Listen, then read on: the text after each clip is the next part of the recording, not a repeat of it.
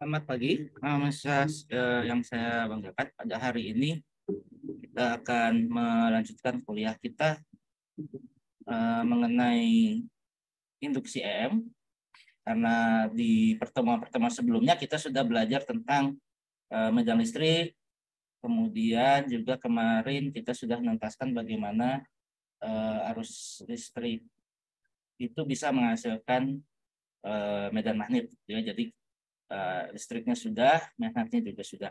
Nah, fenomena yang juga penting di perkembangan teknologi saat ini, begitu pula dengan dasar dari fenomena eh, kebumian, ya, yang terjadi di sekitar kita adalah eh, induksi, ya, induksi elektromagnetik, di mana medan EM bisa dihasilkan satu sama lain melalui proses yang nanti akan kita pelajari. Nah, namun sebelum itu saya ingin perlihatkan dulu kepada Anda bahwa modul tutorial 4 ini sudah tersedia di Edunex. Jadi satu pekan ke depan nanti kita akan mengerjakan modul tutorial ini karena pembahasan tentang medan magnet yang diakibatkan oleh arus listrik dari formulasi Biot-Savart maupun Ampere itu sudah dijelaskan, sehingga pada pekan ini modul 4 sudah dirilis dan nanti akan ditugaskan sebagai tugas PR untuk satu pekan ke depan. Nah, kemudian juga materi tentang induksi EM dari Prodi Fisika juga sudah dibuka, ya, dan sudah bisa dipelajari sesungguhnya mulai dari hari Sabtu yang lalu, ya, hari Sabtu kemarin. Kemudian untuk materi kita hari ini juga sebetulnya sudah ada di sini di Edunex kelas kita.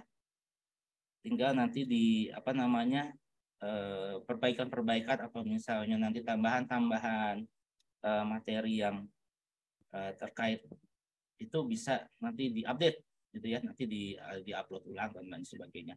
Jadi kita nanti akan mempelajari hukum Faraday lain sebagai dasar bagaimana medan magnet dalam kondisi tertentu bisa menghasilkan medan listrik, dan kuncinya di sini adalah fenomena statiknya itu sekarang hilang, ya, jadi menjadi peristiwa dinamis. Jadi kalau di sebelum-sebelumnya kita melihat bahwa medan listrik dan magnet itu sebagai suatu fenomena yang tidak bergantung waktu, tapi sekarang kita lihat kedua medan ini nanti akan bergantung kepada waktu, sehingga nanti bisa menghasilkan imbas pada satu sama lain. Dan kemudian nanti ada penjelasan tentang induktasi diri dan bersama yang menjadi dasar dari induktor maupun komponen-komponen lainnya yang menggunakan kumparan, ya, komponen-komponen lainnya yang menggunakan kumparan, di mana nanti digunakan dia misalnya untuk relay antena dan lain sebagainya. Nah, kemudian untuk agenda perkuliahan kita pada pekan ini, kita ke ini dulu, ya. Agenda perkuliahan kita pada pekan ini ada komponen luringnya, ya, ada komponen luringnya, di mana pada Rabu nanti di sesi pagi kita akan belajar tentang penyelesaian modul tutorial ketiga yang sudah dikumpulkan pada hari Rabu pekan yang lalu. Kemudian yang sesi sorenya, ya, seperti biasa kita mulai pukul 15 karena karena shuttle, gitu ya, karena shuttle yang ke Ganesanya itu dia berangkat jam 5, sehingga kita tidak kuliah dari jam 4 sampai jam 5.40, tapi kita mulai dari pukul 3. Itu nanti membahas kelanjutan dari materi kita pada hari ini. Nanti dalam 1-2 hari ke depan tugas modul tutorial 4 akan di assignment, dan untuk penilaian ini masih masih dikerjakan oleh oleh asisten grader, sehingga sampai sekarang belum ada laporan hasil perolehannya bagaimana. Nah, yang ingin saya tekankan juga bahwa saya mengerti bahwa dalam pekan ini Anda sekarang menghadapi ujian tengah semester di prodi, ya, ujian tengah semester di prodi, tapi itu bukan alasan perkuliahan fisika dasar tidak diikuti dengan serius, ya, karena kita punya jadwal yang memang harus diikuti dan memang harus harus berjalan, ya. Proses belajarnya itu tidak berhenti karena misalnya Anda ujian 2 mata kuliah misalnya hari ini atau nanti hari Rabu, bukan berarti Anda nggak masuk, ya, karena ingat di SAP kita kehadiran 80% itu wajib, ya. Kehadiran 80% itu akan menentukan apakah Anda itu nanti lulus atau tidak. Artinya kalau Anda tidak punya alasan yang valid untuk tidak ikut kuliah, maka Anda akan dianggap sebagai absen, ya, dianggap sebagai tidak hadir, dan kalau ketidakhadirannya itu lebih dari 20%, maka Anda bisa dianggap tidak lulus, ya. Jadi harap diperhatikan kehadirannya. Dari absensi sebetulnya saya bisa lihat, namun saya kira Anda sudah dewasa, ya, untuk soal kehadiran ini, karena kalau misalnya Anda dari awal tidak serius mengikuti ini, hanya ikut ujian aja, itu udah nggak bisa, ya. Jadi kalau untuk kuliah di ITB, kalau Anda ikut kuliah mengulang, walaupun itu levelnya TPB, tetap Anda harus serius, ya, tetap harus serius, karena kehadiran, interaksi, dan juga diskusi itu penting, ya. Anda kalau misalnya ada hal yang ingin ingin dikonfirmasi, ingin ditanyakan proses penyelesaiannya dan lain sebagainya, menghilangkan miskonsepsi, menghilangkan salah pahaman. Nah, itu harus ada interaksi, entah itu via online maupun daring. Via online maupun offline. Nah, oleh karena itu, bagi yang hanya ikut kuliah fisika dasar ini hanya untuk ujian saja, nah itu mohon maaf, Anda nggak bisa lulus, ya. Mohon maaf, nggak bisa lulus kalau hanya ikut mata kuliah fisika dasar ini hanya untuk ikut ujiannya aja, dapat bagus, kemudian nanti lulus. Enggak, Anda harus ikut prosesnya, Anda harus ikut kuliahnya juga, ya. Dan walaupun misalnya Anda ada halangan dan lain sebagainya, ya bicarakan dengan saya gitu sebagai dosen kelas. Jadi jangan saya tidak tahu. Kalau saya tidak ini, saya hanya akan melihat dari rekap kehadiran ini, ya. Kalau rekap kehadiran di sini sampai akhir semester itu Anda kurang dari 80%, ya, kurang dari 80% atau bahkan hanya 50%, hanya 60% dan lain sebagainya, itu udah nggak lulus, ya, karena aturan ITB seperti itu, ya. Aturan ITB menyatakan bahwa Anda harus hadir 80% minimal untuk dinyatakan lulus, ya. Selain ini lagi, ya, selain Anda juga memenuhi kriteria dari aspek ujian, praktikum, dan lain sebagainya, dari aspek nilai gitu, ya. Kalau dari aspek disiplinnya aja tidak terpenuhi, ya udah otomatis nanti Anda nggak dianggap tidak lulus karena nggak serius, ya, karena dianggap tidak serius. Oke, itu untuk sementara terkait ini. Sebelum kita masuk ke materi, kita sekarang masuk ke materi, dan sekali lagi karena ada sesi luring pada hari Rabu nanti, mohon nanti kalau ada pertanyaan yang Anda masih ingin klarifikasi atau penjelasan yang lebih detail tentang sesuatu, tolong disampaikan nanti pada saat interaksi nanti kita. Karena kita di sesi daring ini kita upayakan untuk menyelesaikan materi dulu, ya, baru nanti di hari Rabu kita interaksi, tanya jawab, diskusi, dan sebagainya. Oke, materi induksi elektromagnetik merupakan materi yang secara tradisional itu disampaikan setelah kita mengetahui tentang medan listrik dan medan magnet saat dia perilakunya itu statis, ya. Perilakunya itu statis, walaupun faktor penyebabnya seperti arus listrik itu sebetulnya kan nggak statis ya, karena dia itu bergerak. Namun karena perilaku dari arus itu sendiri cenderung steady state, ya, cenderung konstan, ya, bisa dianggap sebagai konstan. Tidak ada perubahan terhadap waktu, perilakunya itu arusnya searah dan lain sebagainya, maka kita menganggapnya bahwa arus yang menghasilkan medan magnet itu ini ya konstan juga gitu ya. Nah, seperti yang sudah kita lihat di kuliah sebelumnya, yang namanya perilaku partikel yang dipengaruhi oleh medan listrik dan medan magnet ini dijelaskan dengan rinci oleh Coulomb dan juga Lorentz, yang bisa kita lihat di sini ada ini yang F sama dengan Q V cross B ini adalah gaya Lorentz dari komponen magnetiknya. Namun kalau misalnya kita gabungkan dia dengan Coulomb, ya, dengan hukum Coulomb yang menyatakan tentang gaya elektrostatik, maka nanti akan jadi seperti ini, yang persamaan yang bawah. Dan perilaku dari kemagnetan sendiri, maksud saya adalah perilaku yang dimiliki oleh sebuah muatan yang bergerak, dipengaruhi oleh medan, ya, medan listrik maupun medan magnet. Ini perilakunya menarik karena yang satu itu searah dengan arah medannya atau berlawanan dengan arah medannya. Nah, yang satu tapi masih searah gitu ya, masih satu dalam sumbu yang sama. Sedangkan kalau yang satunya lagi ini justru menghasilkan perilaku yang saling tegak lurus. Nah, makanya perkalian antara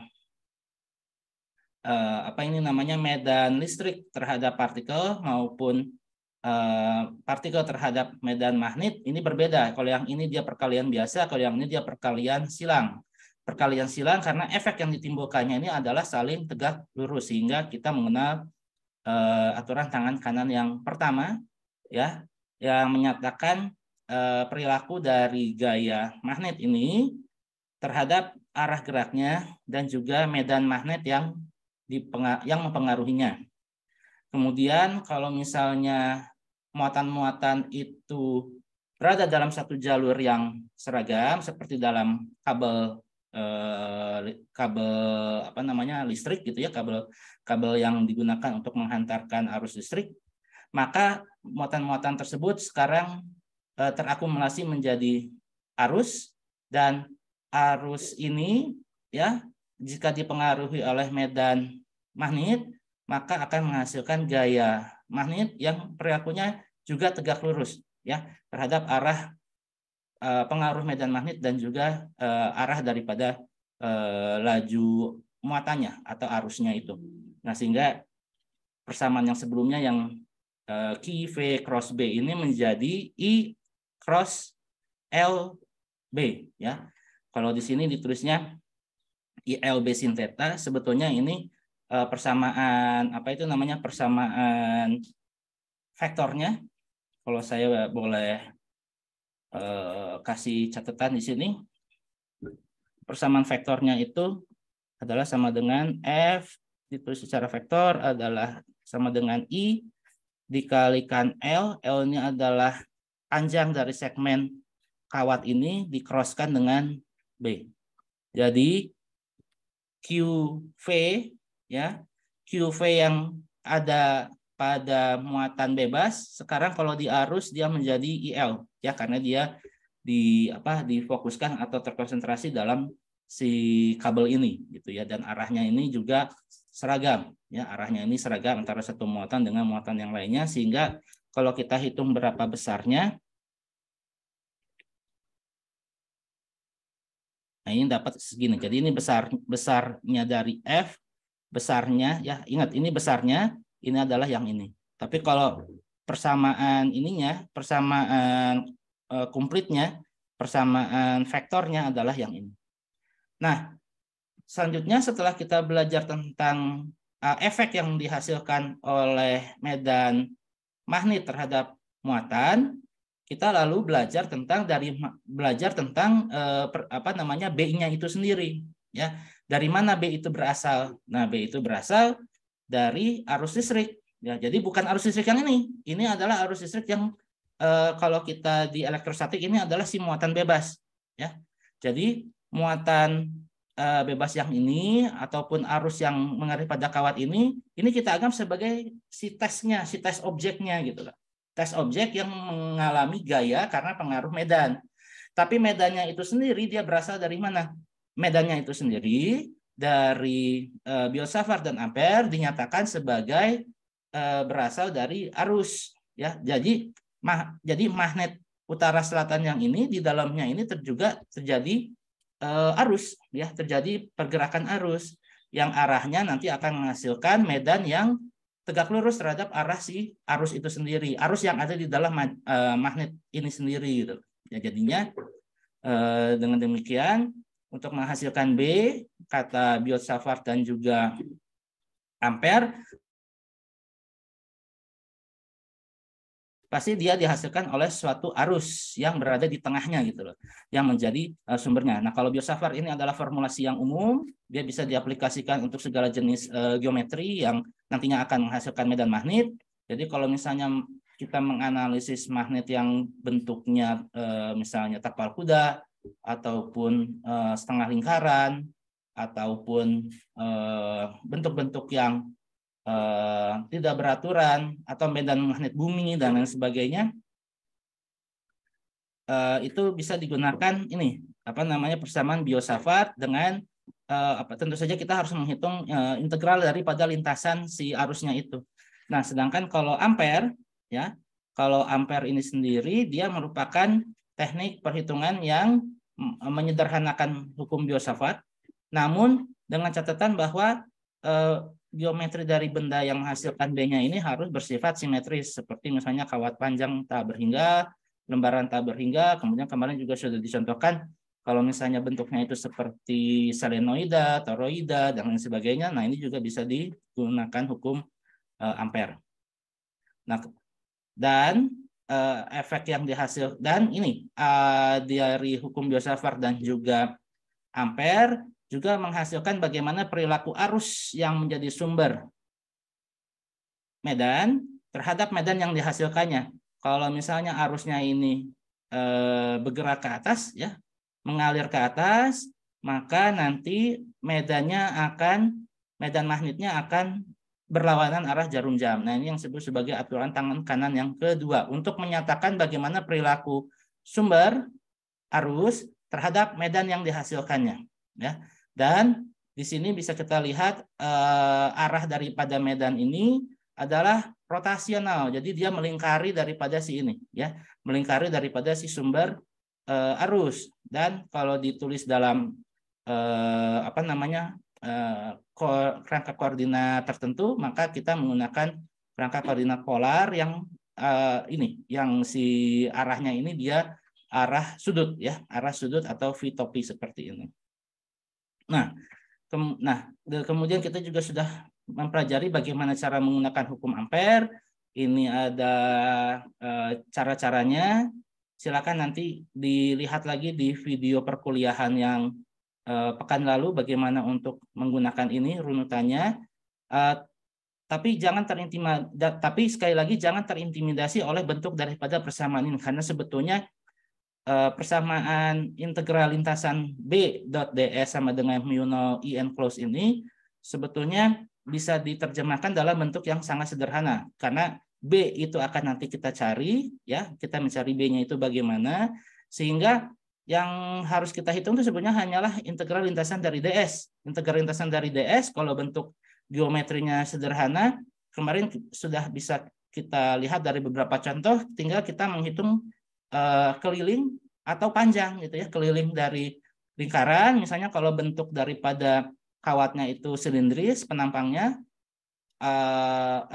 lingkaran dan bentuk daripada si kabelnya ini dia silindris gitu, ya, maka nanti si medannya ini kan mengikuti daripada bentuk luas penampang sini yang berupa lingkaran. Nah, makanya di sini kita tinggal menghitung keliling dari lingkaran.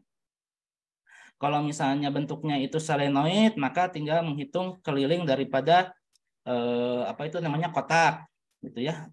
Kalau misalnya toroida pun demikian. Kalau misalnya plat, ya infinite plat, gitu nanti juga bentuknya kotak dan lain sebagainya, sehingga si integral ds ini ya nanti kita hitung dari keliling atau panjang, ya keliling atau panjang dari segmen-segmen tertentu itu.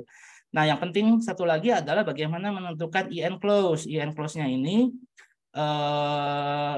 kalau untuk kabel dia terutama untuk kawat yang tipis mudah, dia hanya I saja. Tapi kalau misalnya kabel dengan jari-jari tertentu, maka kita harus ada apa namanya perkalian antara rapat arus dengan luas daripada penampangnya. Kalau misalnya solenoida dan toroida, maka kita harus hitung berapa jumlah arus yang berada, jumlah arus ya, jumlah kawat yang berada di dalam ini, yang berada di dalam permukaan ampere tersebut. Untuk toroida sama, untuk infinite loop juga sama. Sorry, untuk infinite plate juga sama.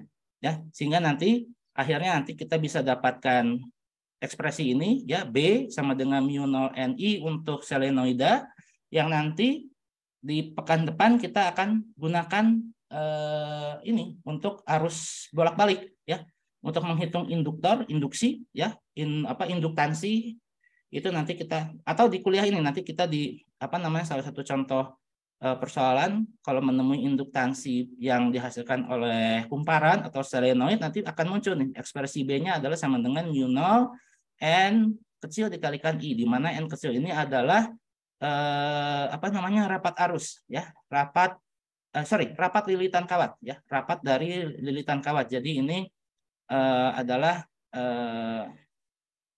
apa namanya jumlah lilitan dibagi panjangnya ya. N kecil ini adalah jumlah lilitan dibagi panjangnya. Nah, untuk bentuk yang mana? Untuk bentuk yang kabel ya, kalau untuk bentuk yang kabel ini kita lihat dulu, kita review sedikit supaya tidak lost dari materi yang pekan lalu, pekan 7.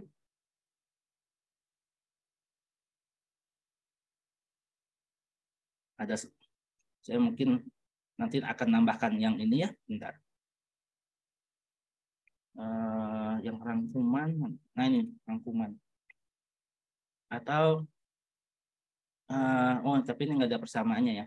Saya kesini aja deh, ke persamaan. Nah yang ini, yang kawat ya, yang kawat. Ya hanya untuk menunjukkan aja.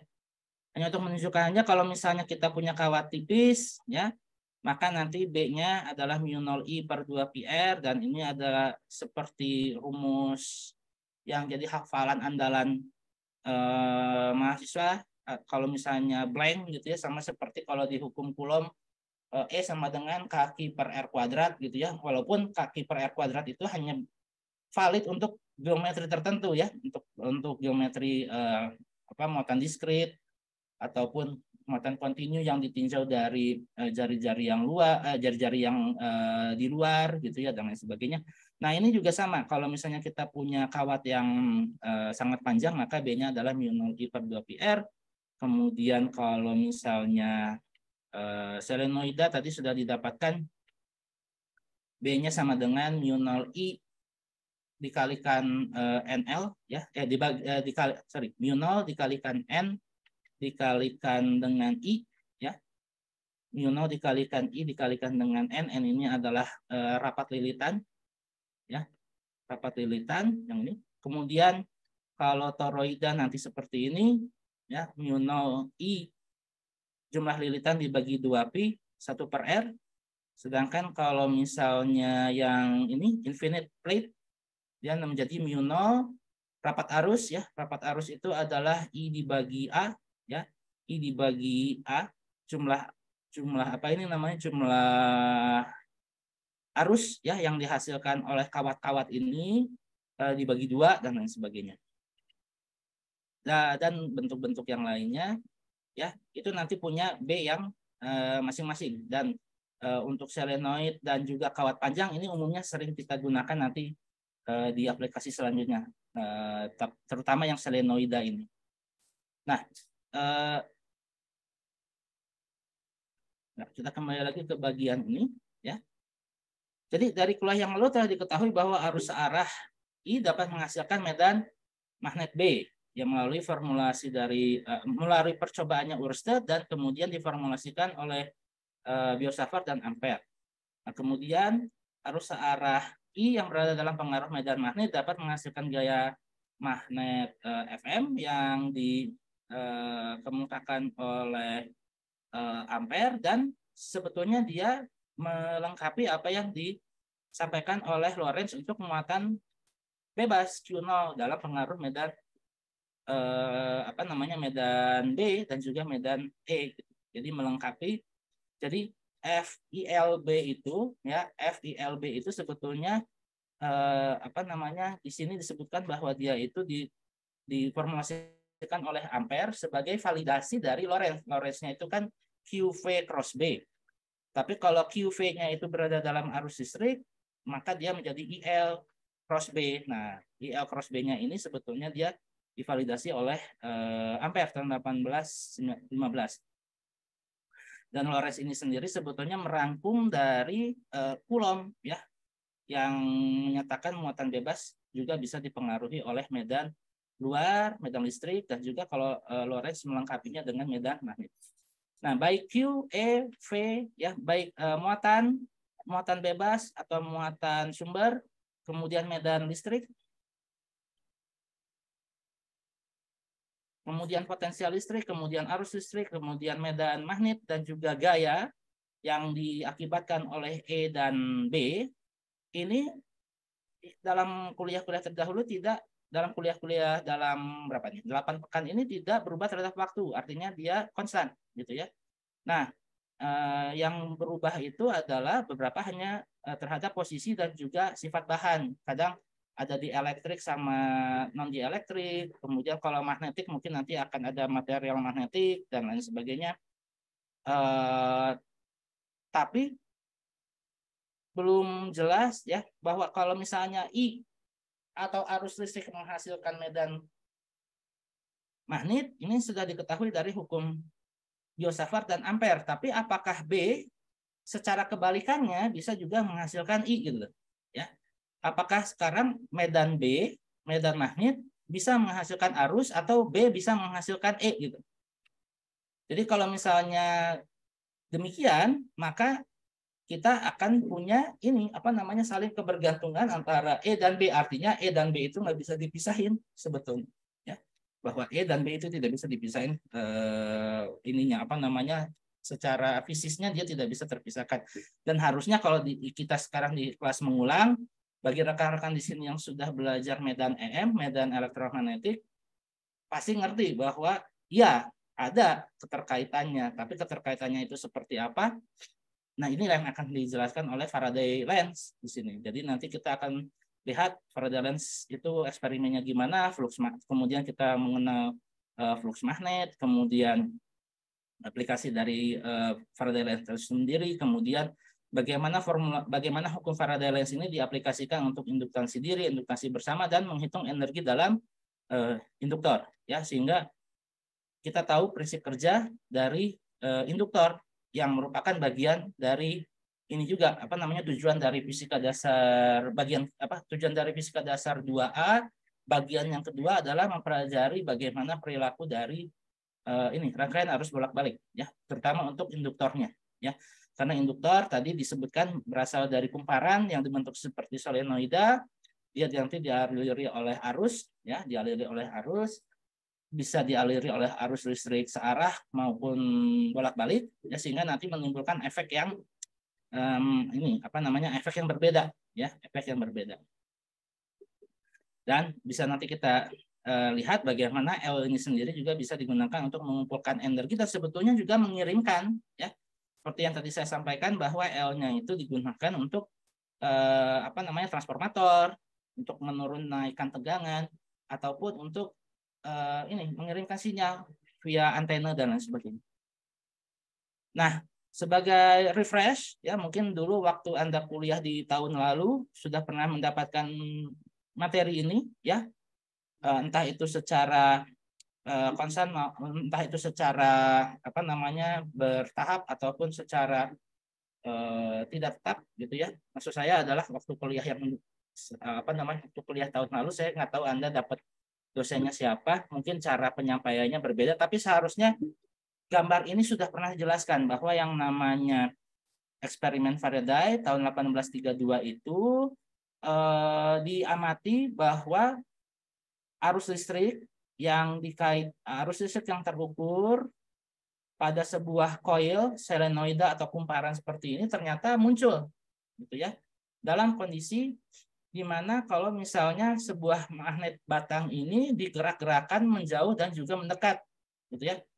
Jadi kalau misalnya ada magnet batang yang diam saja seperti ini kan sebetulnya dia ada medannya ya. Ini kalau kita coret-coret, ya, kalau kita coret-coret ini kan sebetulnya kalau dalam kondisi statis ini saya pakai ini deh, saya pakai gambar yang nah yang ini.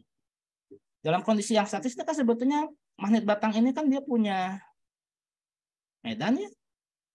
Dia punya medan seperti ini. Ya kan?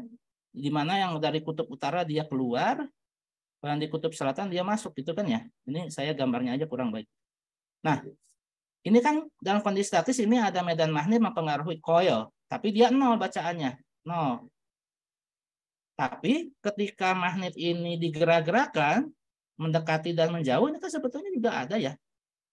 Apa namanya, ada medannya juga gitu kan. Ada medannya juga, ini juga sama medannya juga. Ya. Tapi ketika dia didekatkan dan dijauhkan, muncul gitu loh, muncul. Dan di sini juga.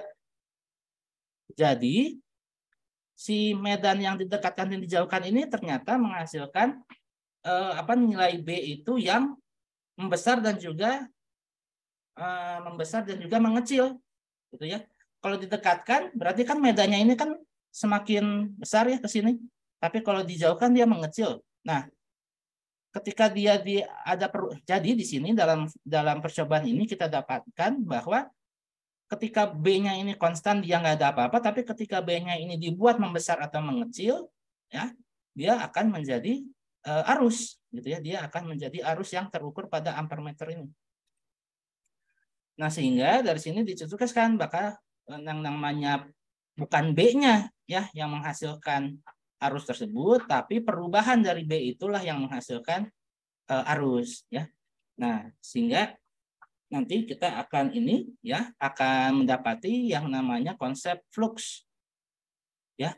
Kalau sebelumnya kita udah belajar flux medan listrik di penerapan hukum Gauss. Nah, sekarang kalau di medan magnet hukum Gauss yang sama kita akan terapkan tapi nanti bentuknya agak beda ya. Bentuknya nanti akan agak beda sedikit karena kalau yang medan listrik itu berkaitan dengan penghitungan flux untuk mencari E, ya, dengan sumbernya itu ada di tengah. Tapi kalau di sini flux akan kita gunakan untuk melihat perubahan dari perubahan dari B-nya itu, ya. Perubahan dari B-nya itu, jadi si fluxnya itu dikaitkan dengan perubahan dari B yang nanti akan menghasilkan arus atau menghasilkan medan listrik, gitu ya. Jadi bagaimana medan listrik atau arus itu dihasilkan dari perubahan flux magnet, gitu. Jadi kalau yang sebelumnya kita gunakan flux listrik untuk menghitung E yang ini, nah sekarang kita akan gunakan flux magnet untuk menghitung E yang dihasilkan oleh perubahan dari B ini. Jadi penggunaannya beda. Konsepnya sama mengenai flux, yaitu garis-garis dari medan yang menembus suatu permukaan hayal tertentu, tapi digunakannya kalau ini langsung untuk menghitung E, kalau yang ini nanti untuk menghitung E ya, untuk menghitung E dari perubahan B. Nah, di sini ya dijelaskan lebih lanjut. Arus yang terbentuk ya, arus yang dihasilkan dari fenomena ini disebut sebagai arus induksi ya. Karena di sini tidak ada mekanisme baterai, tidak ada mekanisme GGL, tidak ada mekanisme apa namanya sumber tegangan yang dipasang pada ini, ya. Jadi serangkaian ini sebetulnya tanpa ada sumber apa namanya sumber arus listrik, tapi tiba-tiba muncul arus. Nah, arus yang dihasilkan oleh hal-hal yang selain dari baterai dan juga sumber tegangan lain, ini disebut sebagai arus induksi, gitu ya. Dan tegangan yang dihasilkan nanti di sini sebagai tegangan induksi, gitu, atau GGL induksi, ya. Jadi nanti kalau di sini kan apa namanya, kalau di sini di kumparan ini kita bisa hitung berapa resistansinya, maka kita juga dan juga kita tahu berapa arusnya. Ini dari sini kita ketahui arusnya 1,2 ampere, ya. 1,2 ampere. Kalau kita bisa hitung berapa resistansinya untuk kawat ini, maka nanti kita bisa hitung berapa GGL induksinya atau tegangan induksinya itu berapa. Nah, GGL induksi atau tegangan induksi dapat dihasilkan dari perubahan luas koil, ya. Jadi kalau misalnya, jadi gini, magnet batang ini, ya, selain apa itu namanya, selain kalau misalnya dia digerak-gerakan menghasilkan arus, dalam kondisi statis pun sebetulnya dia bisa menghasilkan arus asal si luas permukaannya ini, luas permukaan dari koilnya ini yang justru dirubah, gitu.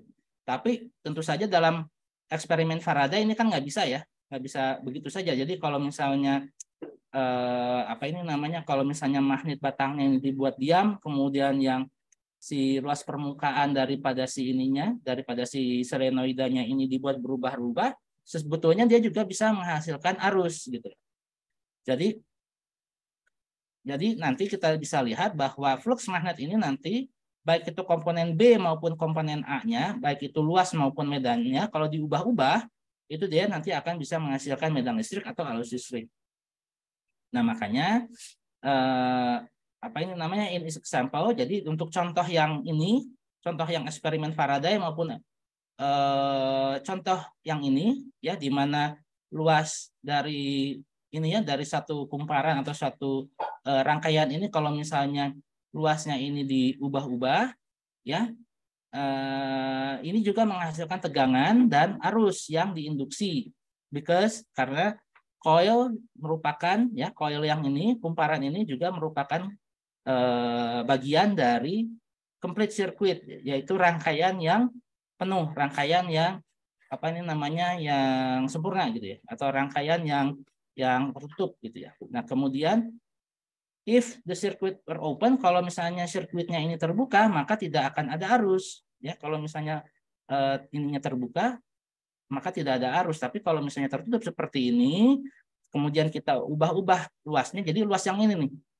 luas daripada kumparannya itu misalnya luas rangkaian yang ini, ya, luas rangkaian yang ini, ya. Kalau misalnya menggunakan jalur yang ini berarti dia luasnya berkurang, kalau yang ini dia luasnya apa ini namanya, nambah, gitu ya. Nah, ini kalau misalnya diubah-ubah luasnya ternyata juga bisa menghasilkan arus. Nah, inilah yang disebut sebagai fenomena induksi EM, ya, di mana medan B yang masuk ke dalam layar ini, ya, lihat dari ininya, dari simbolnya X seperti ini, artinya dia panahnya itu atau arah daripada flux medan magnetnya itu dia masuk ke dalam layar.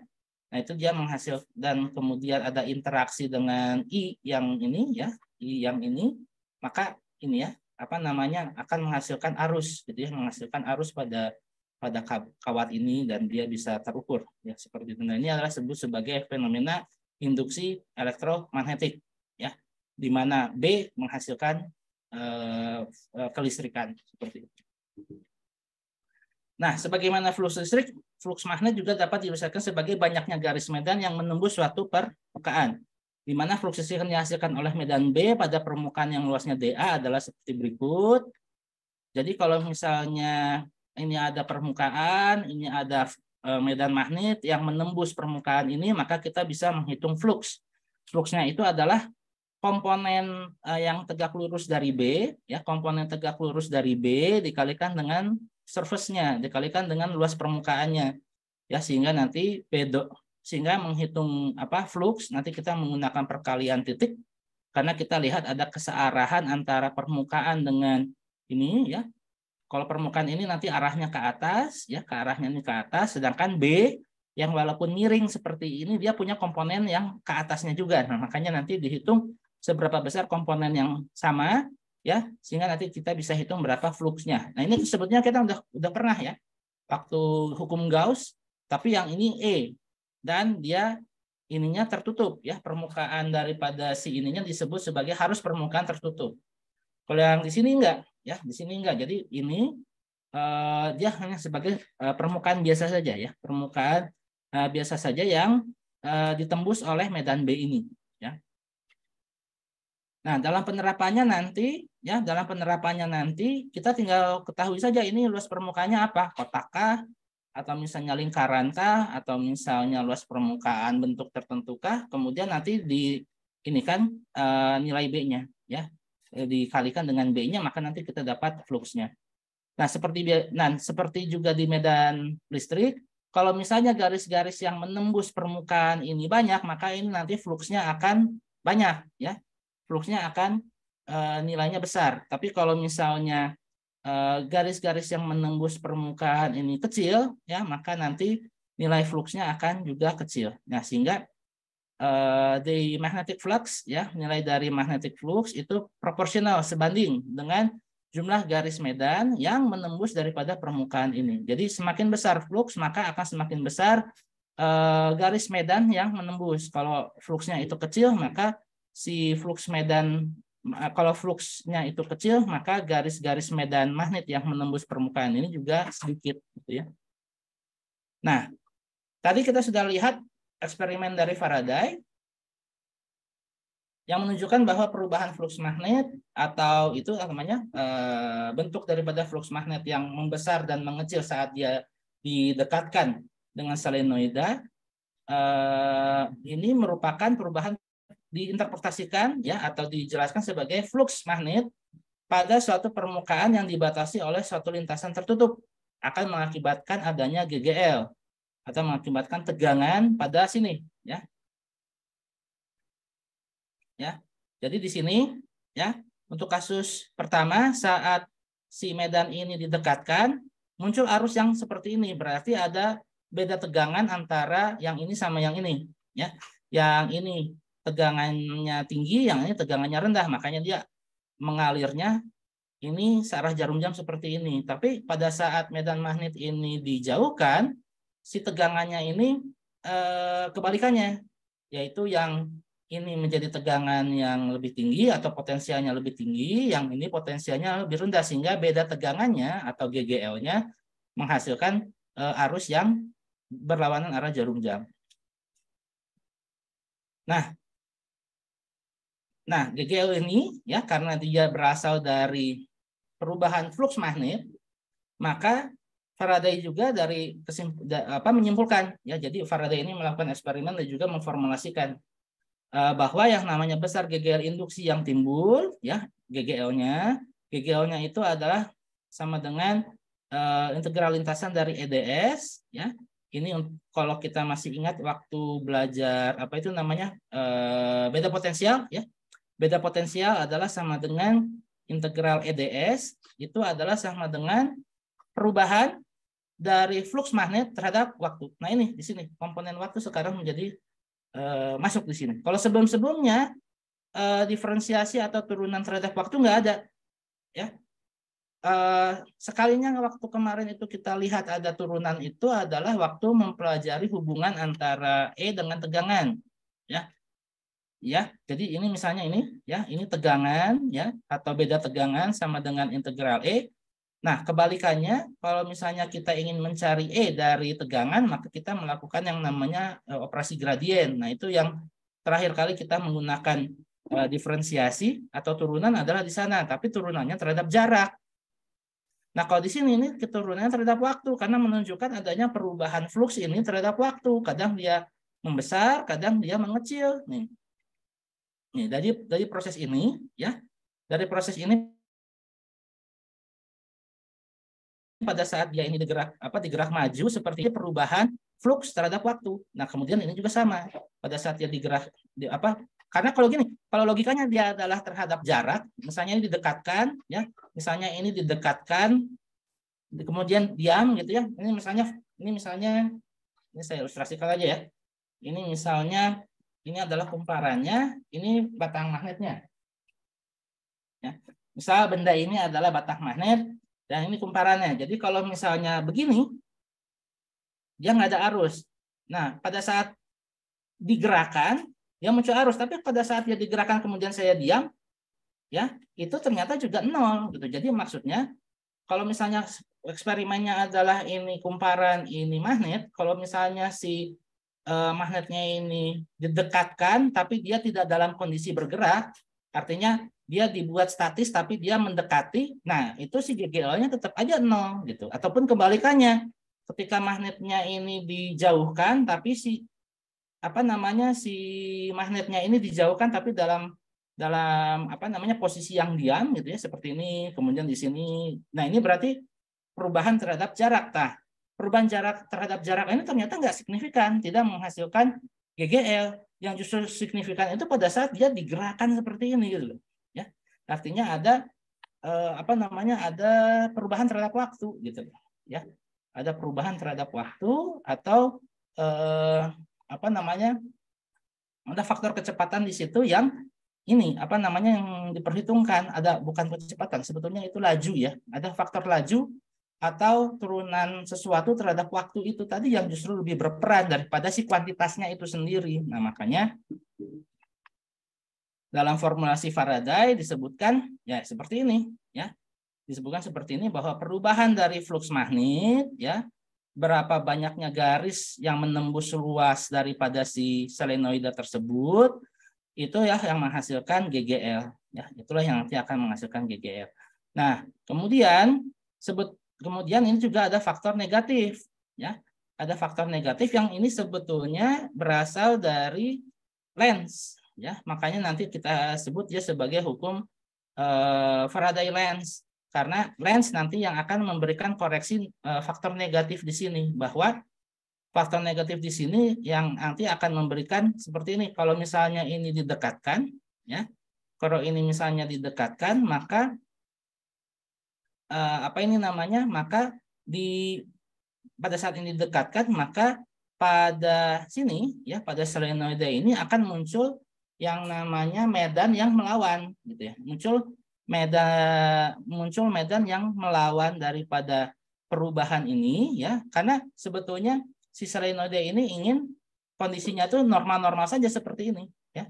Normal-normal saja seperti ini, tapi karena di sini ada perubahan medan magnet yang didekatkan dan dijauhkan, maka kondisi medan magnet yang ada pada solenoida ini ingin dipertahankan seperti sebelumnya, sehingga yang menghasilkan GGL-nya itu sebetulnya adalah medan yang muncul pada solenoida itu sendiri. Jadi si GGL-nya ini muncul itu karena ada medan B yang ada di sini, medan yang ada di solenoida sebagai respon dari medan yang dihasilkan oleh, atau perubahan medan yang dihasilkan oleh si magnet ini gitu loh. Ya, makanya disebut sebagai induksi gitu ya. Karena sebetulnya di solenoida ini kan nggak ada magnetnya gitu loh. Tidak ada magnet di solenoida, hanya karena dia ingin mempertahankan kondisi seperti sebelum tidak ada perubahan, maka di sini muncul flux atau perubahan medan yang sebanding dengan sumber ini gitu loh. Sebanding dengan sumber ini. Makanya ada tanda negatif ini, karena ada itu tadi respon kebalikannya. Ada respon kebalikannya yang muncul pada di solenoida tersebut. Ya, makanya nanti negatifnya ini muncul dari koreksi dari lens yang dia dapatkan, bahwa ya itu tadi, bahwa si GGL-nya ini sesungguhnya berasal dari si medan yang muncul di solenoida yang ingin melawan perubahan medan yang yang dipengaruhi atau yang dihasilkan oleh si magnet medannya itu, magnet batangnya itu. Nah, sehingga kalau misalnya dimodifikasi lebih lanjut, bisa juga si faktor GGL ini nanti ditulis juga sebagai berikut. Jadi GGL adalah sama dengan jumlah lilitan, ya, jumlah lilitan dari selenoid dikalikan dengan ini perubahan medannya. Ya, jadi ini GGL, ya. GGL adalah sama dengan perubahan dari flux terhadap waktu, dan kalau misalnya dia itu lilitannya banyak, maka nanti kita hitung juga berapa jumlahnya. Ya, jadi karena ini V-nya ini kan tidak lain tidak bukan merupakan jumlah medan magnet yang menembus permukaan ini. Ini permukaannya, kemudian ada medan magnet yang menembus, dan nanti akan muncul ininya, muncul responnya, ya, akan muncul responnya. Jadi kalau misalnya medannya ini kayak gini, ya, ini saya gambar lagi. Kalau misalnya ini kan, misalnya ini utara, bentar. Ya, ini kan medannya misalnya ini utara. Kalau ini medannya utara, ini selatan. Nah, ini kan medannya kayak gini, kita udah tahu ya, bahwa medannya kan seperti ini. Nah, pada saat dia didekatkan, maka di kumparan ini akan muncul yang namanya induksi. Muncul induksi medan. Induksi medan yang arahnya gini. Yang arahnya gini. Nanti ini menghasilkan medan seperti ini. Ya. Ya, menghasilkan medan seperti ini. Sorry. Ya. Jadi, pertama-tama yang magnet batang ini digerak-gerakan kepada kumparan. Di kumparan muncul medan induksi yang arahnya seperti ini. Dan si apa ini namanya medan induksi ini, ya, medan induksi ini juga akan berperilaku sama dengan apa yang dihasilkan oleh magnet batang ini. Jadi kalau misalnya ini digerak-gerakan maju mundur, maka ini medannya ini juga akan timbul tenggelam juga sama mengikuti ini, karena si kumparan ini ingin membuat kondisinya ini sama seperti sebelum si udan magnet batang ini digerak-gerakkan gitu loh. Nah, makanya si GGL inilah yang nanti akan menjadi ini, yang menjadi sumber. Ya, inilah yang nanti akan menjadi. Nah, ini disebut sebagai medan induksi. Ya, kalau ini sebagai medan sumber. Ya, medan sumber. Nah, kuncinya adalah perilaku medan sumber. Nah, dari peristiwa ini, ya, kuncinya adalah perilaku medan sumber. Ya, atau saya pakai ini aja. Nah, yang baru aja. Nah, saya pakai yang blank. Nah, kuncinya adalah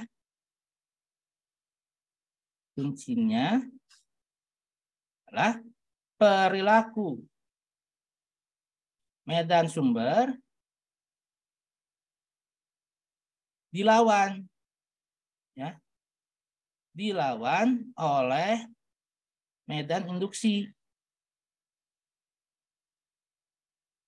Ya, kalau medan sumber ini tadi, ya, kalau kita pakai apa ini namanya perangkat, oh ya, sebentar. Pada percobaan Faraday, ya, pada percobaan Faraday, perilaku medan sumber dari magnet batang dilawan oleh medan induksi pada selenoid, pada kumparan. Dilawan oleh medan induksi, sehingga nanti perilakunya sama. Perilakunya sama, namun kebalikan gitu ya. Kebalikan. Jadi kalau misalnya utara selatan ini didekatkan sehingga fluksnya membesar, maka flux yang muncul di sini juga membesar, di medan induksi ini juga membesar, tapi arahnya berlawanan gitu loh. Ya. Jadi di medan induksi pada saat dia dipengaruhi oleh, jadi pada ini selenoid pada saat ada medan yang medan magnet yang berasal dari magnet batang mempengaruhi ini, ya, pada saat dia didekatkan fluksnya membesar, maka di sini juga muncul medan induksi yang juga membesar tapi arahnya kebalikan. Nah, makanya ada tanda negatif ini. Ya. Nah, pada saat dia dijauhkan, ya, pada saat magnet batang ini dijauhkan, fluksnya juga mengecil. Nah, berarti di medan induksi fluksnya juga mengecil, tapi arahnya kebalikan. Ya.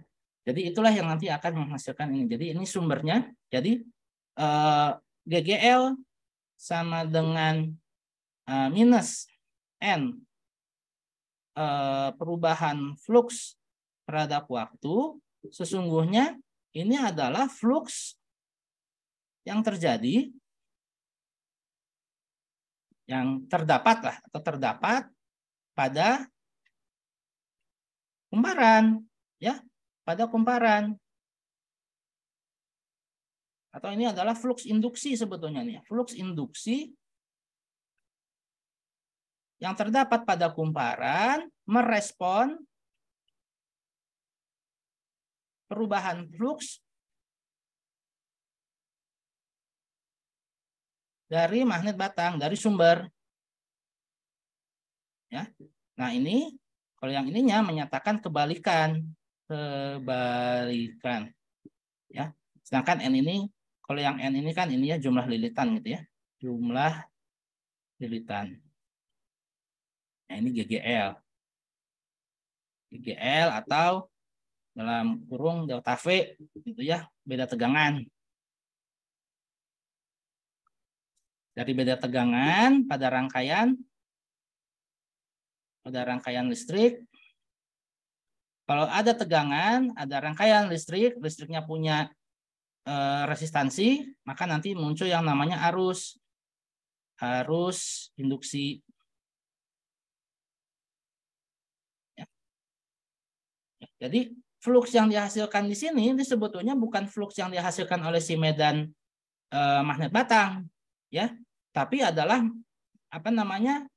medan yang dihasilkan secara induktif, ya, pada kumparan ini gitu. Nah, inilah yang menjadi perbedaan. Kalau jadi yang namanya sumber, ya, jadi di sini yang namanya persoalan yang kita pelajari di pekan yang lalu, ya, Ampere dan Biot-Savart yang bilang bahwa kalau misalnya ada B, maka dia dihasilkan oleh I tertentu. Nah, ini enggak gitu loh. Kebalikannya gitu loh. Jadi kalau yang sebelumnya untuk menghasilkan B kan saya bilang bahwa dia dihasilkan oleh arus. Bahkan yang namanya magnet batang di dalamnya ini oleh saya waktu kuliah kemarin itu saya sebutkan bahwa di dalam sini ada reaksi kimia tertentu yang menghasilkan pergerakan arus gitu kan, atau di bumi misalnya menghasilkan dari itu konveksi, ya, atau pergerakan mantel karena rotasi dan lain sebagainya. Nah, dalam kasus induksi ini, ya, dalam kondisi induksi ini di kumparan itu nggak ada arus yang mengalir yang menghasilkan B. Makanya disebut induksi. Kenapa induksi? Karena dia merespon sumber primer, ya, merespon perubahan yang terjadi pada sumber primer, dan karena dia geometrinya seperti ini, ada luasnya, dan dia ini bentuknya tertutup seperti ini, membentuk satu rangkaian listrik seperti ini, maka di sini muncul yang namanya medan induksi. Makanya ada konsep flux di sini, ada medan dan luas. Kalau misalnya ini tidak membentuk luas, ini misalnya hanya kawat panjang saja, yang nggak akan muncul, ya, karena si V-nya ini, ya, si faktor flux ini harus ada luas. Luasnya ini dibentuk oleh kawat yang dibentuk menjadi rangkaian tertutup seperti ini. Nah, makanya perubahan medan dari magnet batang ini mempengaruhi ini, di sini muncul medan induksi, ya, muncul medan induksi yang bukan dari arus listrik, ya. Justru ini yang menjadi sumber arus listrik gitu, ya. Justru ini yang nanti akan menjadi sumber arus listrik, karena kalau di sebelumnya Biot-Savart dan Ampere bilang Untuk menghasilkan B, kamu harus punya I. Nah, sekarang justru kebalikannya. Untuk menghasilkan I, ternyata kamu harus punya B. B-nya ini dari induksi gitu. Nah, makanya inilah yang menjadi ini. Yang menjadi fenomena selanjutnya setelah kita belajar magnetostatika. Dan sekarang sudah tidak statik lagi karena B-nya ini harus berubah-berubah terhadap waktu atau luas dari kumparan ini harus berubah-berubah terhadap waktu, baru dia menghasilkan E ini. Oke, kita ke contoh. Contoh yang pertama, ini misalnya kita menghitung berapa GGL induksi dari medan magnet yang berubah-ubah. Ya, misalnya di sini ada kumparan, gitu ya, ada lilitan kawat atau kumparan yang lilitannya ini ada 20 lilitan. Kemudian luas permukaannya itu adalah 0,0015 meter persegi. Medan magnet ini diketahui dia tegak lurus terhadap permukaan. Perpendicular to the surface ini maksudnya tegak lurus terhadap bagian permukaan, artinya dia nembus gitu ya. Artinya dia nembus. Artinya dia itu menembus dari permukaan tersebut ya. Kemudian initially mula-mula besar dari medan magnetik itu adalah 0,05 Tesla. Kemudian 100 milidetik selanjutnya ya, atau 0,1 detik selanjutnya, besar dari medan magnetik ini berubah jadi 0,06 Tesla. Nah, hitung berapa GGL induksi rata-rata pada koil, pada kumparan, pada periode waktu ini. Nah, jadi kita diminta untuk menghitung berapa GGL ya. GGL dari informasi yang ada di sini. Nah, ini ada lilitan jumlahnya 20, ini N. Kemudian ini ada luas. Luas itu nanti menjadi luas seperti ini, dan jangan lupa ini flux. Flux itu harus kita cari ya. Fluxnya ini kita cari dari perubahan dari perubahan medan ya terhadap waktu ya. Kalau fluxnya sih dari perubahan medannya ya, dari perubahan medan. Kemudian kalau delta T-nya ini adalah perubahan waktunya ya, dari 0,1 detik ya, 100 milidetik. Nah, jadi ini ada B akhir dikurangi B awal, B akhirnya itu 0,06, B awalnya 0,05. A-nya tetap, cosinus V-nya karena dia ini perpendicular to the surface maka dia tegak lurus ya. Tegak lurus, makanya cosinusnya 1 berasal dari V-nya sama dengan 0 derajat ya, 0 derajat. Nah, makanya nanti akan dihasilkan GGL-nya itu adalah minus 3 kali 10 pangkat min 3 volt atau min 3 milivolt ya, atau min 3 milivolt. GGL yang dihasilkan dari persoalan ini adalah min 3 milivolt. Dan sekali lagi min 3 ini menyatakan dia arahnya kebalikan ya. GGL-nya ini arahnya kebalikan, sama seperti waktu kita belajar waktu kita belajar hukum Kirchhoff ya, bahwa ada panjaran GGL itu bisa positif sama negatif ya. Jadi ininya seperti itu. Jadi nilainya nanti seperti ini. Kalau misalnya nanti dicari berapa find the besar gitu ya, find the value atau find the amount, atau misalnya hitung besar dari induksi EM, maka Anda bisa hitung positif gitu ya. Kalau ini kan negatif karena Anda diminta untuk menghitung secara eksak berapa GGL-nya. Tapi kalau besar GGL atau magnitudo GGL, maka nanti bisa dia ininya nilainya saja ya, nilai yang ininya nih tanpa tanda minus. Oke, kita kita ini aja. Ya, ini hanya penjelasan lebih ini aja ya, penjelasan lebih ini aja. Nah, ini hukum Lenz ini menyatakan ini tadi tanda negatif itu ya, penjelasan yang barusan ini ya, penjelasan yang barusan ini bahwa Lenz bahwa kalau Faraday itu tadinya bilang bahwa ini si sumbernya inilah yang menghasilkan GGL pada ini, tapi Lenz menyatakan justru bukan. Yang terjadi itu adalah sebetulnya di sini muncul medan induksi. Medan induksi inilah yang menghasilkan GGL pada kawat kumparan, tapi arahnya berlawanan gitu ya. karena ingin membuat kondisi flux total di sini saat ini pengennya dia itu terjaga 0 gitu ya, tidak ada perubahan. Makanya dia menghasilkan ini tanda negatif ini. Ya. Tapi di sini disebutkan bahwa arus induksi yang timbul arahnya sedemikian sehingga menimbulkan medan magnet induksi yang melawan arah perubahan medan magnet tersebut. Jadi ya itulah makanya kenapa itu.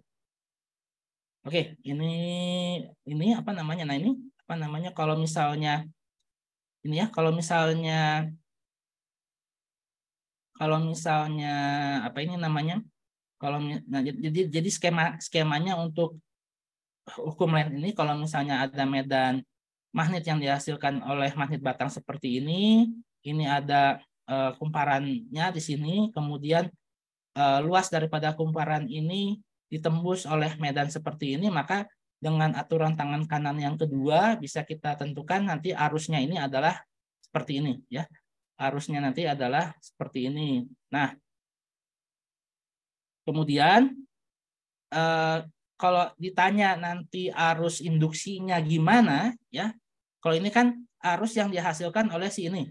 Arus yang dihasilkan oleh si magnet batang ini. Nah, kalau ditanya arus induksinya kemana, arus induksinya itu adalah ya ingin melawan, ya. Maka si tanda negatifnya itu muncul. Jadi tadi saya sampaikan bahwa karena fluksnya nanti yang dihasilkan sumber ini adalah ke kanan seperti ini, maka di tengah sini nanti akan muncul yang namanya medan induksi yang arahnya itu justru kebalikannya. Jadi arahnya itu ke kiri. Kalau misalnya ke kiri, maka arus induksi yang dihasilkan oleh medan induksi ini justru adalah ke kebalikannya dari yang ini, gitu ya.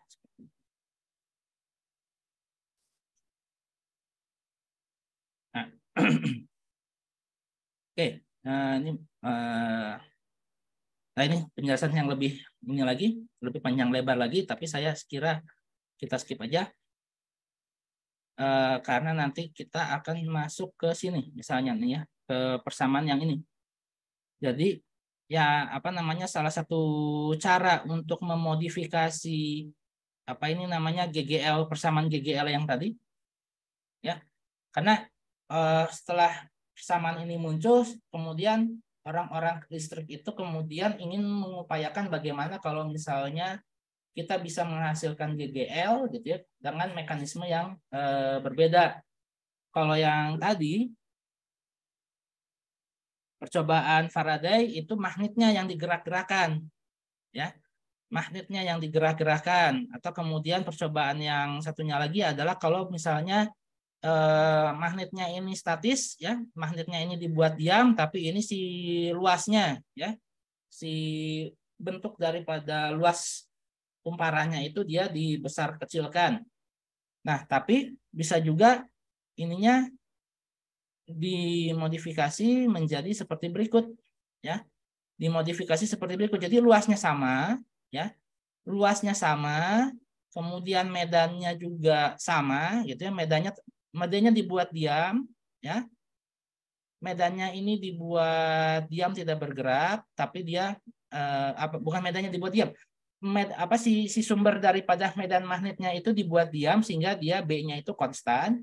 Kemudian luas dari permukaan kumparannya ini juga dibuat sama, tapi ya si badan dari si kumparannya ini yang justru ini kan diubah-ubah gitu ya, diubah-ubah menjadi seperti ini. Nah, sehingga GGL yang dibentuk seperti ini dari persamaan dasarnya yang seperti ini. Bentar ya, ini saya buat dulu. Baik.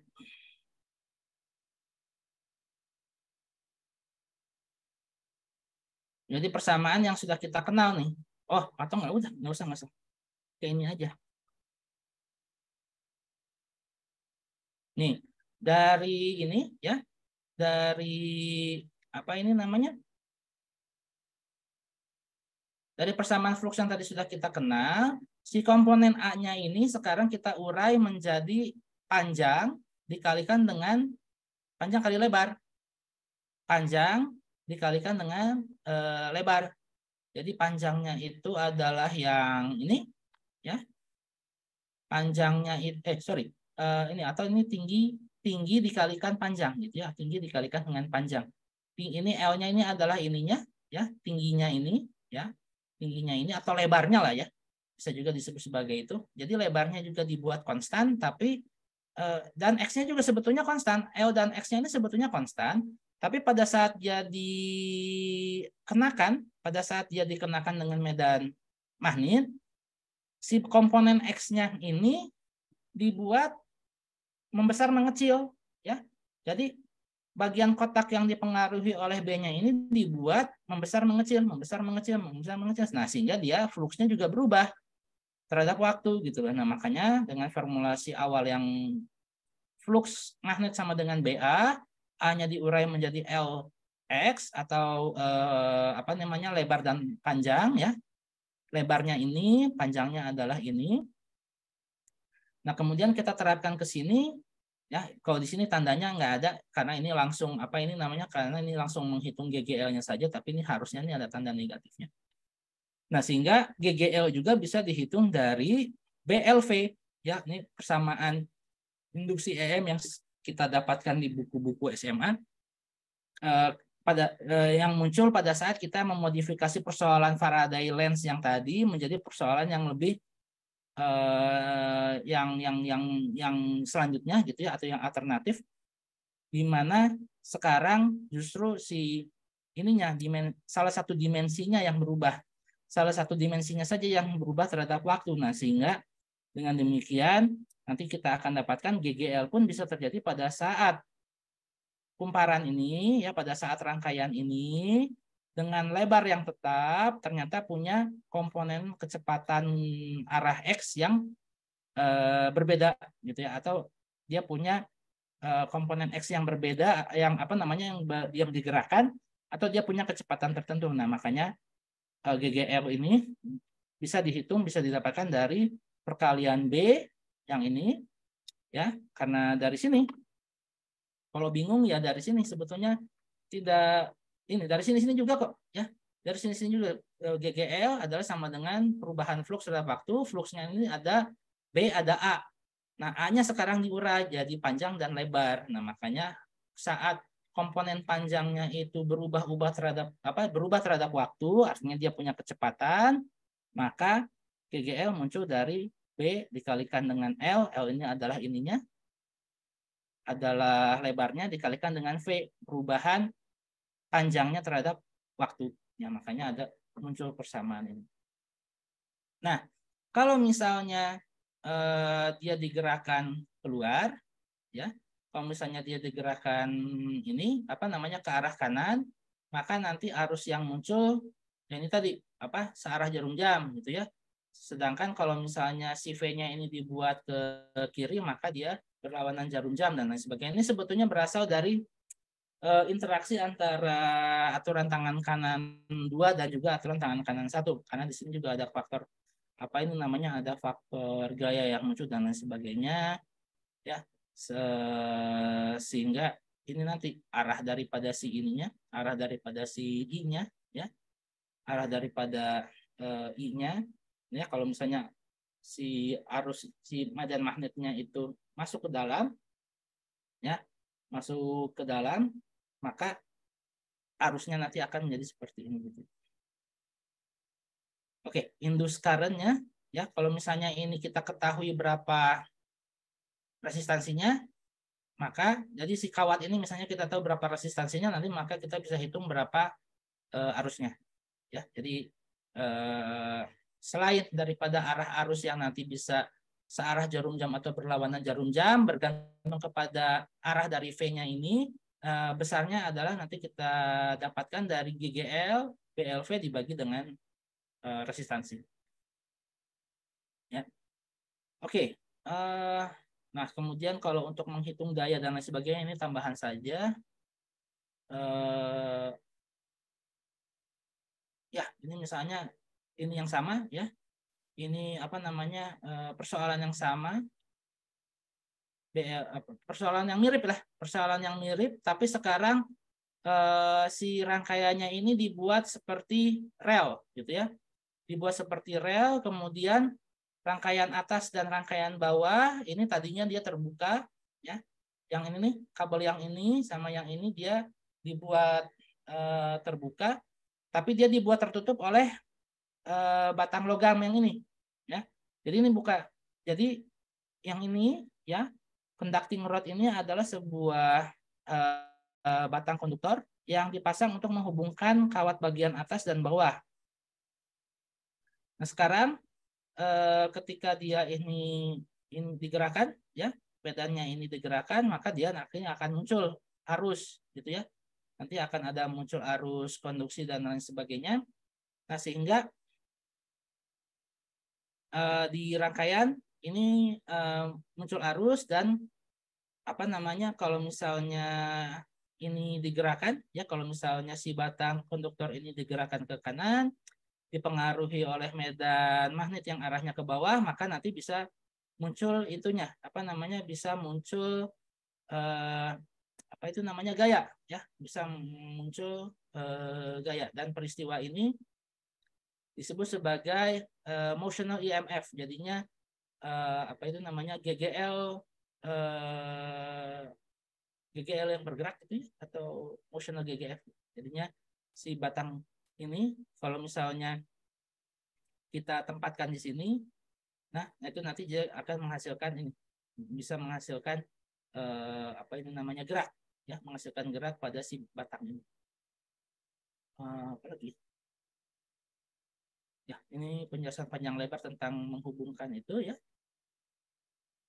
dan tentang apa namanya GGL dengan perubahan flux. Ya, jadi di sini apa namanya GGL ini ya, motional GGL atau motional EMF ini bisa muncul pada batang ini pada saat apa ini namanya, ada arus yang mengalir kemudian dipengaruhi oleh medan sehingga si batang ini dia bisa bergerak ke kanan atau ke kiri gitu ya. Jadi kalau misalnya arusnya ini berlawanan jarum jam, maka nanti dia bisa bergerak ke sini. Kalau dia searah jarum jam, maka nanti bisa ke sini. Oke, ini ada ini apa namanya, contoh kasus.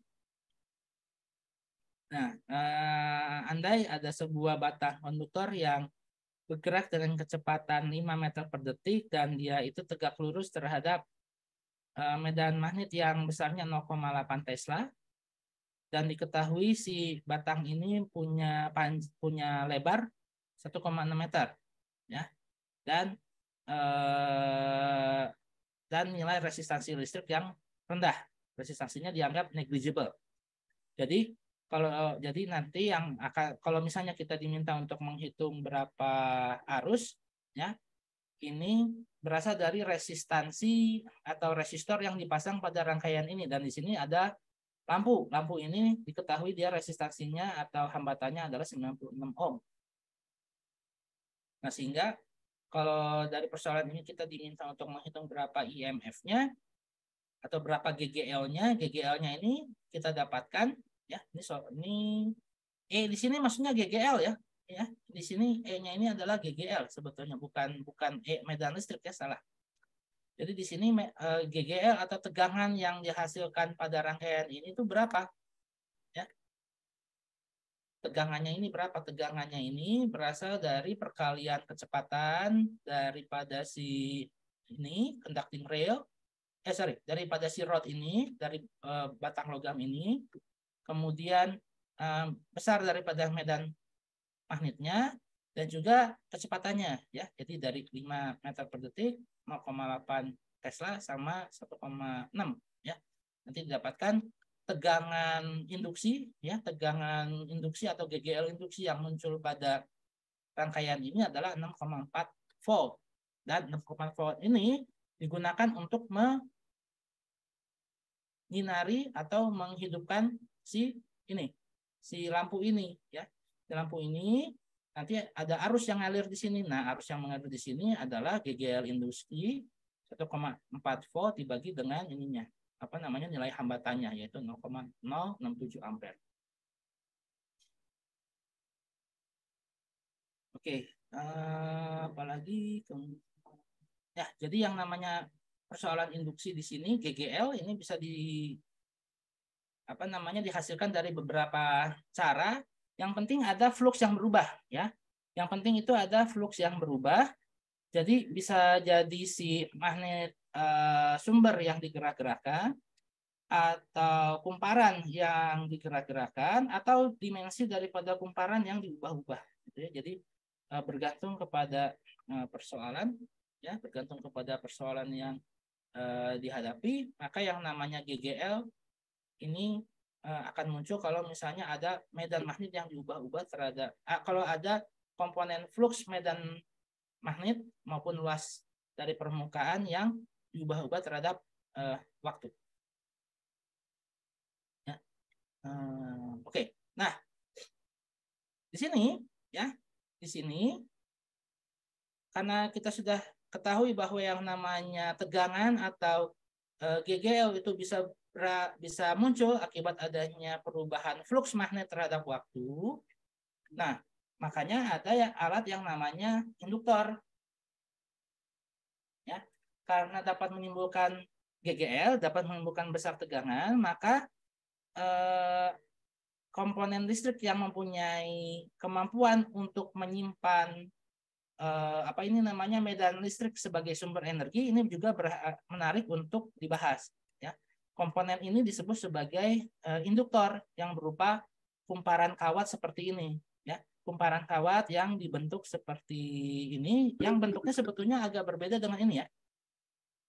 Kalau yang ini kan dia kalau ini kan dia hanya lilitan kawat kotak saja gitu ya. Yang ini kemudian jadi maksud saya adalah induktor ini ya, atau kumparan induktor ini menarik kalau misalnya dia bentuknya seperti solenoid seperti ini. Ya. Kalau di solenoid seperti ini keunggulannya itu adalah yang namanya besar daripada medan magnetnya ini terkumpul gitu ya. Terkumpul di tengah, terakumulasi di tengah, sama seperti waktu kita belajar kapasitor plat sejajar, maka si medannya itu dia di tengah itu ya, si energinya itu bisa dikumpulkan berada di tengah itu. Nah, ini juga sama, si ininya juga bisa dikumpulkan di sini gitu ya, bisa dikumpulkan di sini. Nah, kita tadi sudah review bahwa kalau solenoida dengan hukum Ampere diketahui nanti besar medan magnetnya adalah sama dengan mu0. Mu0 ini adalah bukan permeativitas tapi permeabilitas magnetik dalam keadaan vakum, di mana permeabilitas itu sendiri adalah faktor yang memberikan kemampuan vakum untuk bisa menghasilkan medan magnet gitu ya. Nah, ini dikalikan dengan N kecil adalah rapat lilitan, jadi jumlah lilitan persatuan panjang, dikalikan dengan I, arus yang mengalir pada solenoida ini. Ya. Nah, kalau B-nya ini kita ubah-ubah terhadap waktu, maka nanti kita bisa dapatkan GGL, bisa kita dapatkan tegangan pada solenoida ini, atau induktor ini, atau kumparan yang bentuknya solenoida ini, atau induktor ini. Kalau B-nya ini kita bisa kita ubah-ubah terhadap waktu, maka nanti bisa kita dapatkan akumulasi energi di sini gitu ya, bisa kita gunakan. Nah, nanti dalam penerapannya yaitu tadi bisa diterapkan untuk menurunkan naikkan tegangan kalau misalnya nanti solenoidanya ini ada dua dan berdampingan misalnya, atau sebagai mekanisme antena untuk mengirimkan sinyal dan lain sebagainya. Nah, waktu kita belajar kapasitor, kita belajar bagaimana menghubungkan B dengan yang namanya kapasitansi gitu ya, kapasitansi dan lain sebagainya. Kapasitansi di kapasitor adalah kemampuan untuk menyimpan muatan. Kalau induktansi di sini adalah sebuah sebuah konstanta ya, sebuah konstanta atau rasio yang memberikan kemampuan kepada induktor untuk menyimpan medan ya, untuk menyimpan medan magnet sebagai sebagai energi yang nanti akan terkumpul di situ. Atau dalam kata lain di sini ya, An inductor, sebuah induktor merupakan sebuah device, sebuah perangkat yang dapat digunakan untuk memproduksi, ya, untuk memproduksi untuk memproduksi sejumlah medan magnet pada spesifik region, pada wilayah tertentu. Dan lain tidak bukannya di sini untuk menghasilkan medan magnet di sini, kemudian nanti medan magnet di sini menghasilkan induksi pada solenoid yang di sebelahnya, kemudian nanti apa yang ada di sini, informasi elektronik yang ada pada kumparan satu bisa ditransfer ke kumparan yang kedua dan lain sebagainya.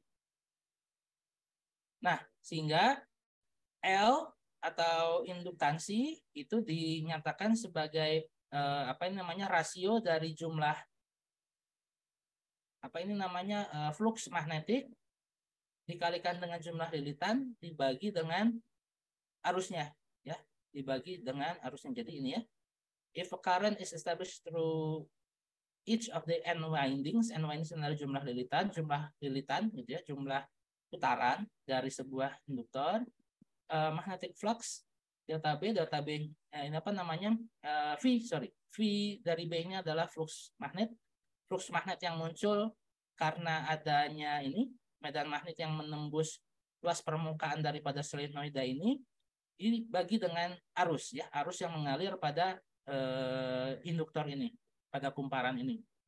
Nah, nanti yang namanya induktansi L ini punya satuan yaitu Henry, ya, di mana 1 Henry itu setara dengan 1 Tesla kali meter persegi dibagi A, dibagi ampere, ya, seperti itu. Nah, sehingga kalau kita ingin hitung ininya, kalau misalnya tadi, ya, bahwa B-nya ini daripada solenoida adalah mu0 rapat arus dikalikan dengan I, kalau dimasukin ke sini, ya, kemudian kita kalikan dengan A itu adalah area penampang, ya, luas penampang daripada si solenoida ini, maka nanti akan kita dapatkan bahwa induktansi dari solenoida adalah sama dengan mu0 N kuadrat dikalikan dengan luas dikalikan dengan L. Ya. Begitu, karena yang namanya ini, ya, yang namanya induktansi itu adalah ini tadi, ya, jumlah lilitan dikalikan flux dibagi I.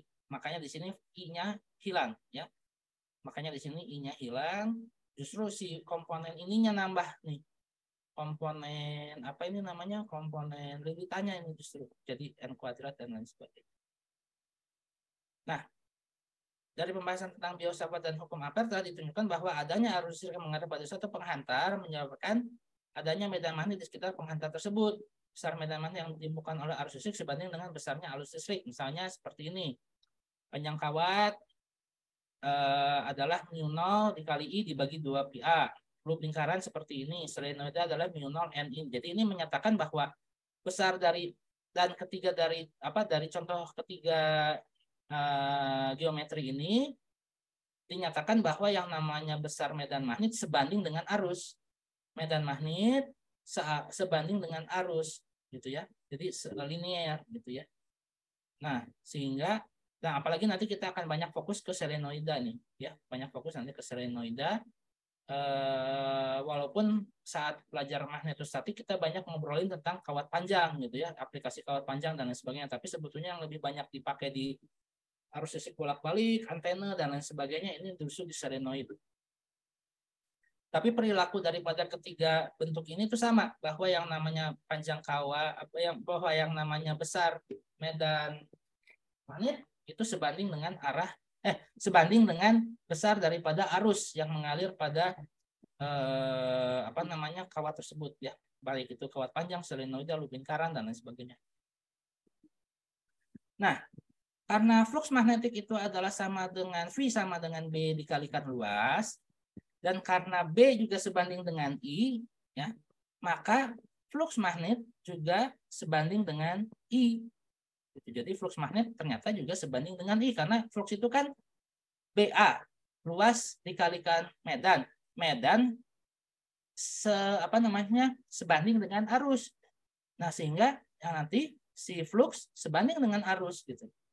Nah, hubungan tersebut hubungan tersebut kemudian dapat dinyatakan menggunakan suatu tetapan kesetimbangan atau bukan kesetimbangan, kesebandingan, ya, menggunakan suatu apa ini namanya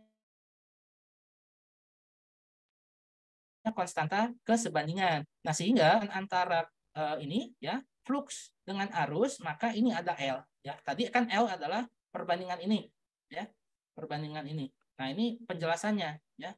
Ini penjelasannya. Jadi kenapa seperti ini, ya? Kenapa L itu adalah sama dengan jumlah lilitan dikalikan flux dibagi ini? Karena ini tadi kita lihat bahwa tadi, ya, dengan hukum Ampere dan juga Biot-Savart bahwa yang namanya B medan magnet sebanding dengan I. Lalu kita punya formulasi flux. Nah, kalau B ini sebanding dengan arus, maka flux juga sebanding dengan arus juga dong. Nah, makanya untuk supaya kita memformulasikan kesebandingan antara flux dengan arus, maka kita butuh sebuah konstanta. Nah, konstanta ini yang disebut sebagai induktansi, seperti itu. Makanya di yang ini, ya, induktansi adalah sama dengan flux dibagi arus. Nah, dari sini. Nah, nanti hari Rabu kita akan belajar atau tuntaskan tentang induktansi diri dan juga induktansi bersama, karena ini nanti akan menjadi dasar dari ini komunikasi elektromagnetik antara dua antena atau dua pemancar dan lain sebagainya. Makanya kita bisa hari ini bisa kuliah, saya memberikan materi di Bandung, materinya Anda terima di Cirebon. Ini karena dari menggunakan ini tadi sinyal yang dipancarkan gitu ya, menggunakan berbasis solenoid seperti ini.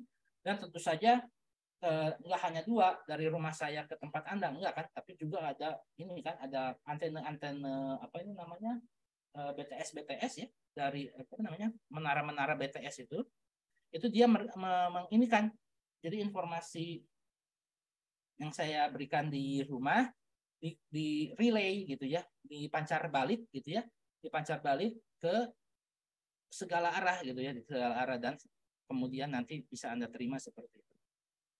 Nah, ini juga jadi nanti antena-antena yang dipakai misalnya untuk radio dan lain sebagainya juga sama prinsipnya. Untuk televisi juga sama prinsipnya seperti itu. Untuk GPS, bagi rekan-rekan di sini yang kerja lapangan menggunakan GPS, nah itu juga sama ya, karena menggunakan station untuk GPS, selain dia ada satelit di angkasa, juga ada stasiun buminya.